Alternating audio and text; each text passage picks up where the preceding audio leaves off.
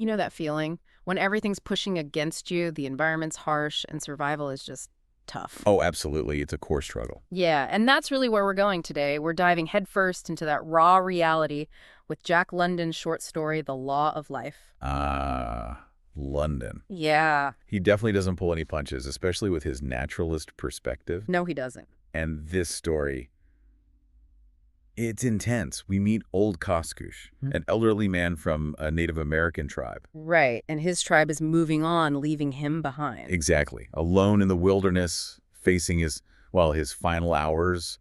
It's stark. So our mission really for this deep dive is to unpack what London's telling us about life, death, nature, these huge concepts. And how he does it. We'll look at his narrative techniques, the themes. Right. And we've got some great sources to draw on, a literary analysis looking at perspective. A thematic overview, which is really helpful. And, of course, we'll pull from the story itself just to give you the best possible understanding without it feeling, too heavy. Sounds good. Where should we start? Well, maybe with how London puts us right there with old Koskoosh.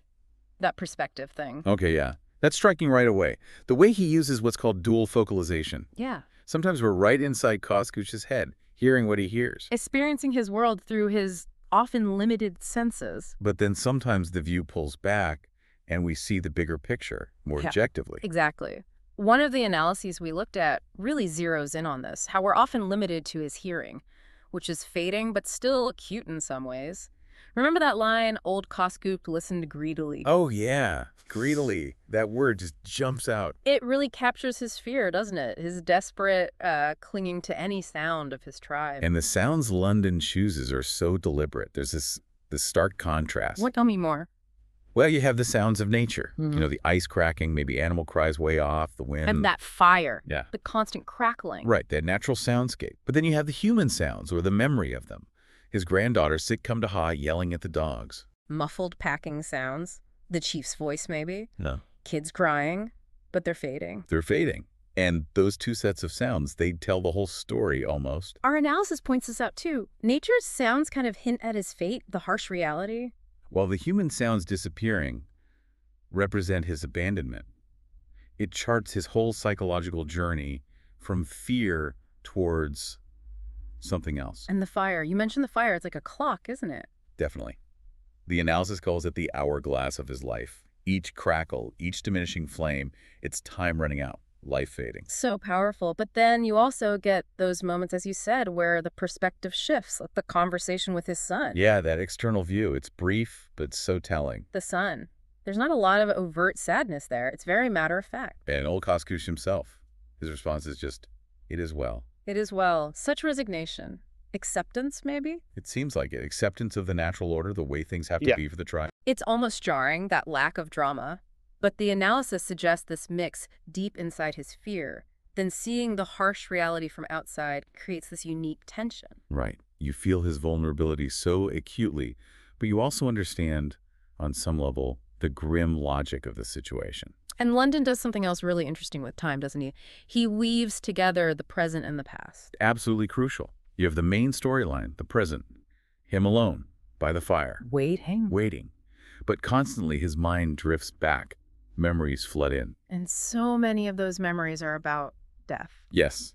It's striking. He remembers missionaries dying, his own mother's death, others from the tribe. His friend Zingha. And that incredibly vivid memory of the moose hunt from when he was young. It's like his life review is framed by this constant cycle. The analysis highlights how these flashbacks, these pauses in the main action, show him slowly processing, accepting this law of nature. There's that quote, let me see. But one task did nature set the individual. Did he not perform it? He died. Did he perform it? It was all the same. He died. Wow. That just lays it bare. Total inevitability. It hangs over everything. And the moose imagery you mentioned, it keeps coming back. It does. First, the memory of seeing the wolves take down the moose was Zingha. Described with its torn flanks and bloody sides. Brutal. And then, near the very end, as he faces his own wolves, that image returns. The analysis we read draws a direct parallel. The moose is the struggle, the inevitable defeat, by nature, by death. Just like him. Exactly. He saw it as a boy, understood it then on some level, and now he is the moose, in a way. It reinforces this idea that everything human, animal, it's all subject to the same unforgiving law. So putting all these techniques together, the perspective shifts, the soundscapes, the timelines, the symbolism, what kind of picture of old Koskoosh emerges? Well, I think the conclusion from the analysis is pretty clear. London shows Yeah. us someone who ultimately accepts his fate. Yeah, not with joy, obviously, but without a big struggle against it. He understands this is the law of life. hmm Which brings us neatly to the major themes, right? Perfect pivot. Let's dig into those themes. Our thematic overview source really unpacks them well. Okay, well, the big one, you can't miss it, is survival of the fittest. Right, the tribe leaving him. It seems harsh, cruel even, from our modern perspective. But the story presents it as necessary for the tribe's survival. One source puts it bluntly. Yeah. Nature hasn't naturally selected him for survival anymore in their context. It's a tough pill to swallow. But the overview stresses that London isn't necessarily painting the tribe as villains. No, more like depicting the brutal logic of their environment. The group's needs have to outweigh the individuals when resources are scarce and life is precarious. They can't, as one source said, mortgage their own survival for one old man. Which ties into another huge theme, nature's indifference. Oh, absolutely. Yeah, Nature here isn't nurturing or kind. It's a massive impersonal force. focused only on the species continuing, not the individual's fate. Exactly. The story states it clearly. Nature did not care. Her concern was for the race of man as a whole. Cold. And we talked about the fire symbolizing his life. Yeah, the thematic overview connects that directly to the title, the law of life. Your fire, your life force, eventually dwindles. That's the law. Your torch goes out, And the tribe's importance over the individual comes through so strongly. especially with his own son being the one who leaves him that final bit of wood. It's presented as just the way things are, the ways of the tribe. Not personal malice. No. And even the granddaughter, Sikamdaha, she represents the future, the continuity of life that the tribe must protect. She's the next generation. It really emphasizes that cycle again. The overview suggests that, in this context, old age is just a phase everyone expects to reach, possibly facing the same end. The priority is the young, the strong. Makes sense in that harsh world. And underpinning all of this, of course, is the inevitability of death itself. Can't escape that theme. Old Koskoosh knows it. His acceptance, his lack of struggle against it, that's key. London drives it home. In the end, death waited, ever hungry, and the hungriest of them all. Chilling. But it's not just grim, is it? There's also his connection to nature. That's true. He sees himself as part of it, like last year's leaf, still clinging on. He understands the cycles. He's seen them his whole life, and maybe that understanding offers some peace. Perhaps.